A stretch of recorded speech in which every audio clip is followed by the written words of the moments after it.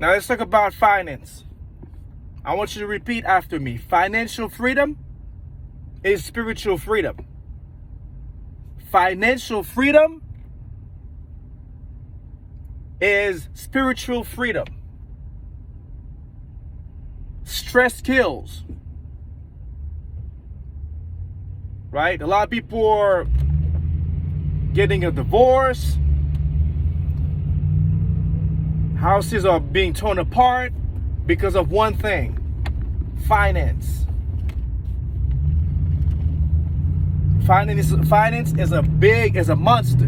Big monster. You know? I cannot tell you that I can teach you to be a pro, but I can teach you to make less mistakes financially to the point where you can become financially independent if you follow my instruction. It's simple. The United States is a capitalistic society. The more money you make, the more people respect you. The less money you make, the less respect you get. It's just a fact. A lot of you went to high school, and then once you graduated high school, you look in your mailbox, your parents' mailbox, and you're like, oh, I got a credit card? What's that? And your parents say, well, this is a card that you use, and then you pay for it. You know, you're good. I didn't get my car until I was like 22, 25. You 18, 19, you already got a credit card? Okay, that's great.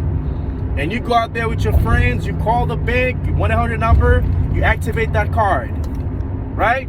It's great. And you needed new purses, you needed new shoes. You know, if you're a dude, you needed your little hats, your little gold chain for $200, $300, $400. You just wanted to impress a lady, you know. Glasses, you just got access to, they give you access to $500 or $1,000. But what you didn't know, that money is not yours. You're gonna have to pay it back. Sometimes your parents don't even know the rules of credit. They're excited that you have a credit card. Oh my God, you're lucky. I've never had a credit card before. See? Now you go out there and blow that money. You didn't even have a job. And here you go. They send you the bill. And you're like, wait a minute. I gotta pay this back? Yeah. And then all of a sudden you start talking to people. And that's when people start telling you, man, yeah, this is how I fucked up my credit, man. When I got my first credit card, I didn't know. I thought it was free money from the government. You know, financial literacy is very important because a lot of people out there are financially illiterate, including their parents. It's not their fault because the government don't teach you that. They don't teach you about finance. They don't teach you how to read a contract. They don't teach you about real estate. They don't teach you about credit. They just want to make sure that you're a good employee. Or you go to college for business management so you can manage other people's business. But they don't teach you about entrepreneurship. There are some schools, if you're trying to sell something, anything that you're trying to sell, they'll just send you home or kick you out. I remember I was in Long Island. My little friend was like 14, 15, and he was trying to sell a t-shirt and video games that he didn't need anymore at school. They called his parents saying, if he keeps doing that, we're gonna send him home. They don't understand that the kid is an entrepreneur. He had an entrepreneur mindset. They didn't want that. They want you to serve them. That's what they want you to do. See, that's very important. So now let's get back to the story. Financial literacy. Now you got to pay that money back. You don't have a job. And all of a sudden, you're looking for jobs, trying to see if you can find jobs. You can't. and then you're already behind on your first payment with the very first credit card you received from the bank. You're already screwing up your credit because you didn't know any better. Your parents didn't know anything to teach you. So if you're watching this video now, you're lucky because not everybody had the opportunity. There are people in college who don't know about credit. Just graduated in high school, they don't know anything about credit. So now if you have this information, convey it to your friends, like family members, teach others, because it's important to help others. You know, if you what good is it if you have the information just for yourself and then you don't help other people? The information I'm giving you, I had to pay mentor. All right, I had to pay for mentorship. I had to pay for a coach to teach me, you know, about the discipline that it takes to have good credit. You know, to keep money, because anybody can get rich, especially nowadays. Like a little video that goes viral on TikTok or YouTube, you get rich. But do you know how to keep the money? You don't know that. So when you say you receive a card, right, a credit card, and the credit limit is $500, simple math. If you're not good with numbers, this is what you do. You take 500 and you divide it by 3. Whatever you get, don't ever spend above this limit. Should be 166, right? If you got a $500 credit limit, don't ever spend more than $100. Stay below 150. And when you spend $150, if you do, you're still under 166. Don't just, when you get paid, don't just go and pay off the money that you just spent. Oh man, I just spent $150. I'm stressing out, I'm worried. Let me go ahead and pay that quick so that the banks know that I'm a good person, you know what I mean? I pay on time, I'm disciplined. That's not how it works. Because first of all, you don't give the banks some room to make some money, because you got to remember, the banks, they give you the money, they give you access to credit, but they do charge you interest. That's how they make money.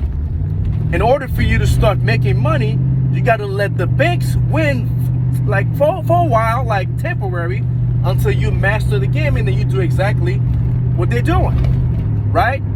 Stay under 166. When you divide 500 by 3, you get 166. You spend 150. You get paid. You make a 20, whatever the minimum payment is. You make that payment. If it's $20, you pay $20. To pay it faster, you can pay $25 a month. You can pay $30 a month. But you do that until you pay the whole 150. I guarantee you. You do that for a year. You'll be surprised to see how your credit is gonna level up, and how they're gonna bump you up to larger a line of credit. That's how you use a credit card. See that simple example that I just gave you? You can use it for $1,000. You can use it for $3 million. Say you have a credit card that has $3 million on it, right? $3 million line of credit. Divide $3 million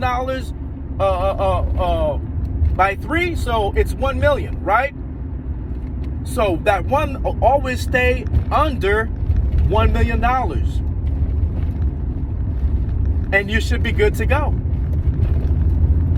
You spend $950,000 or you spend $800,000, make your payment on time until you pay off that $800,000 that you spent. And as long as you do this, you're gonna have access to millions and millions and millions of dollars. But most people don't know how to do it. Credit is very important in this country. So don't co-sign nobody. I don't care who it is. If it's your spouse, you got wifey, she's trying to get something, a car, and she's responsible, support your spouse. If it's a husband, your husband trying to get a car, and your husband is responsible, help him out. Why not? That's your spouse. But anybody else, a regular boyfriend, a regular girlfriend, a random family members, a little cousin or brothers, sisters, especially if they're not responsible, do not co-sign nobody for nothing if your credit is good. Because if they don't pay, anything happens to them, they're gonna come after you. That's what co-signing is. Oh, she cannot pay? Well, the husband is the one with good credit who co-signed for her. Let's go after him. See?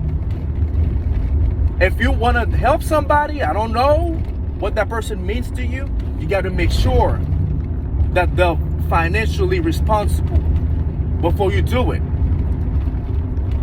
I've had people help me co-sign things before when my credit wasn't great, but I made sure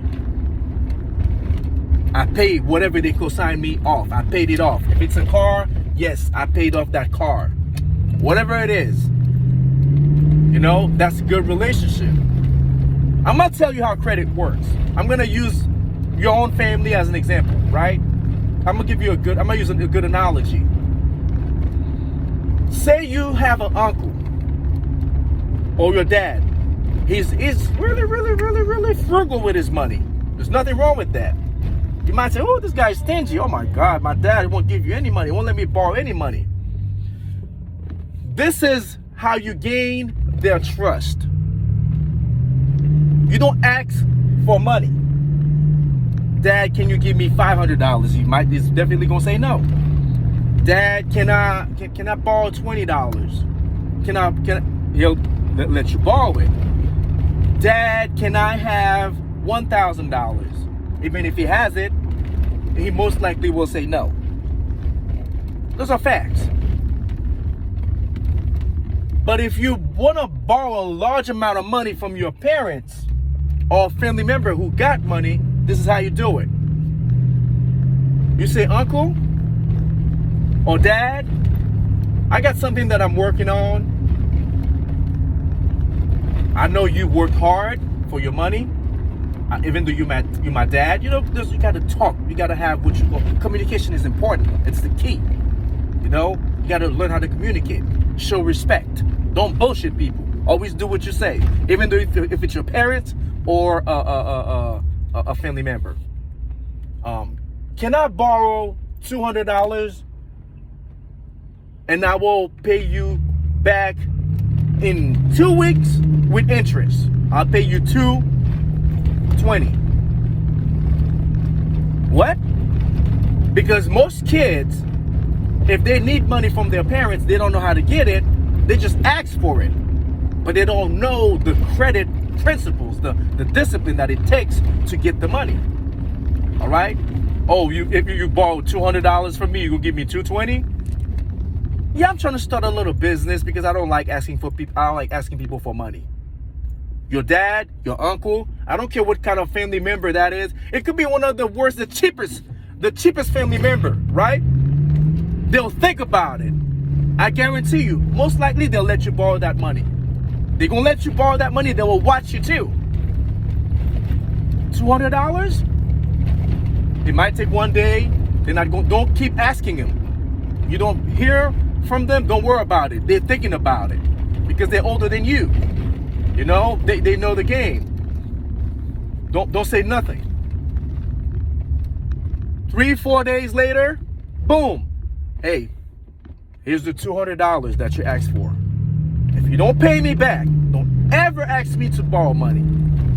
There are some parents, if they say that and you fail to make your payment, or You don't keep your word.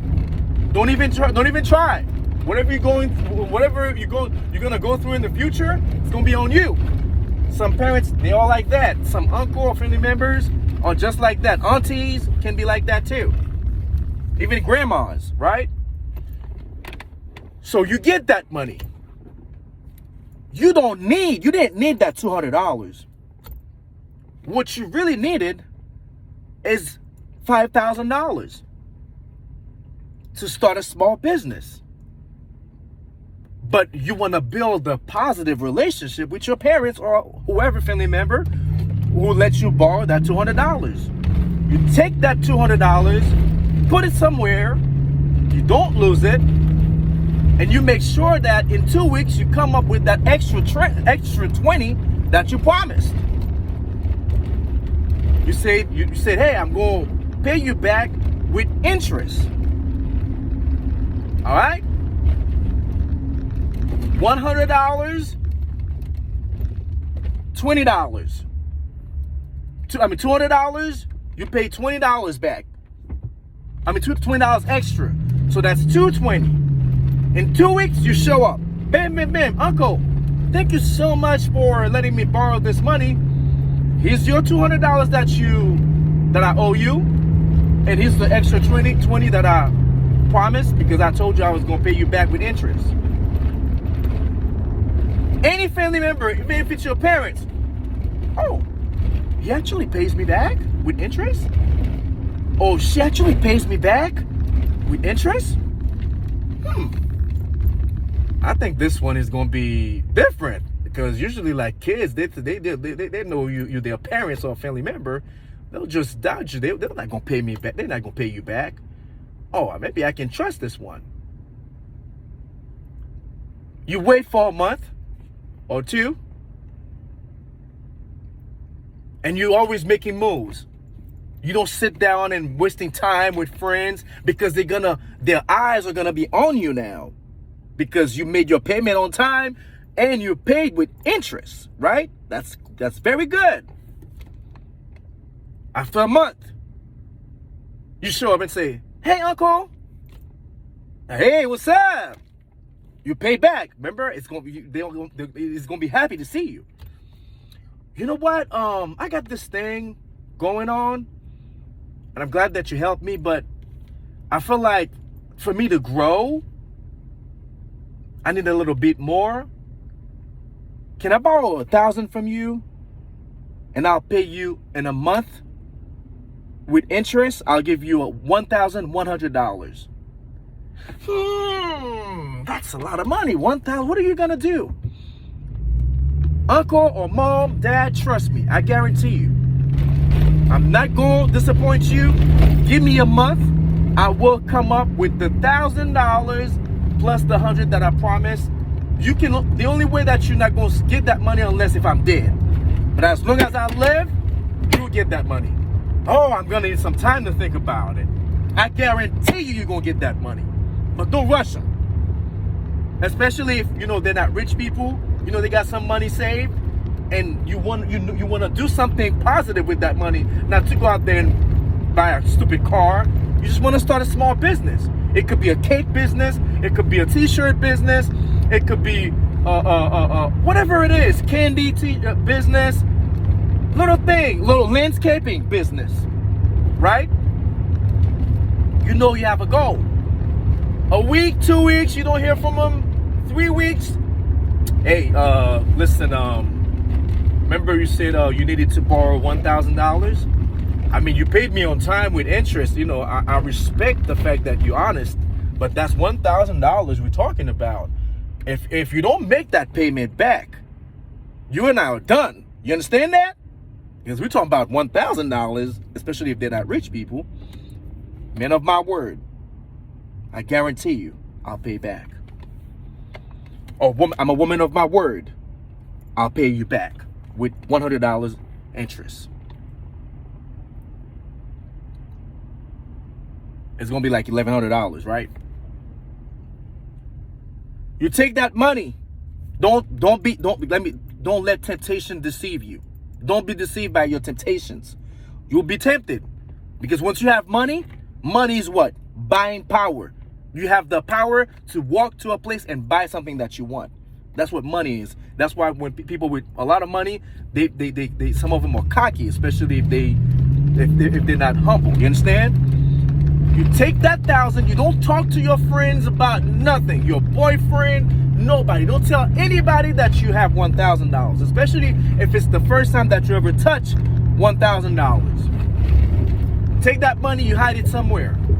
Don't even put it in a bank, because you know you don't need that 1,000.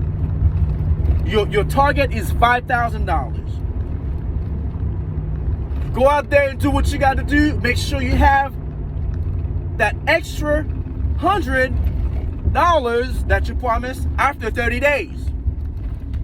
I guarantee you, your uncle, your dad, or your mom, they're counting days. They ain't gonna tell you that. You know, they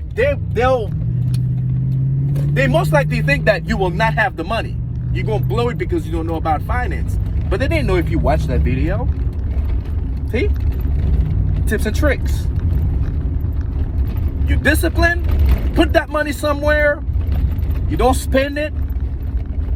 After a month, you make sure you have that extra 100. Knock on the door, uncle, mom, dad, hey, here's your $1,100. Well, man on my word. Man on my word. I paid on time now. Business is gonna go, it's gonna be great. I promise you. Trust me, it's gonna be good. Let me tell you something. They will go brag with their friends. If they like to drink, they'll go to the bar. They'll go to their friend's house and brag about their daughter, brag about their son or their nephew or niece. Oh my God, man. She or he came to me and asked me to borrow $200 and then came back and paid me $20, paid me with interest. And the next time he or she came and asked to borrow $1,000 and then paid back with interest, give me $1,100. Man, I swear to God, man, if they need to borrow more, if he or she needs to borrow more money, I'm gonna take the risk. Because like when you got a good one in the family, you gotta support it. But you gotta be patient. Because you're leveling up.